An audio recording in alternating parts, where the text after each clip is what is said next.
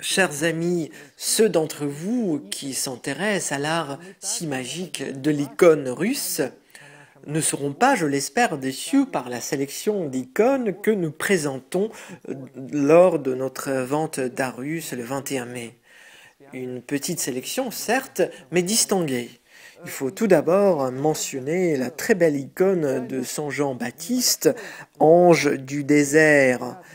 D'ailleurs, une icône qui est assez rare. Une autre belle image de la Mère de Dieu qui s'appelle Console ma peine.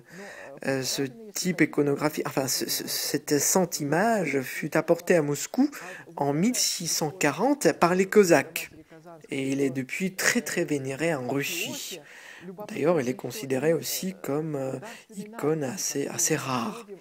Mais il y a bien sûr les icônes de la Mère de Dieu de Kazan. Ce type-là est peut-être le type le plus connu de la Mère de Dieu dans l'iconographie russe. Mais il y a des variantes intéressantes, toujours, comme par exemple cette icône en risade vermeil à décor des mots cloisonnés, présentée dans un cadre néogothique. L'icône est due au maître orfèvre Kuznetsov et compagnie, ces artisans donc, qui ont travaillé à Moscou aux alentours des années 1880.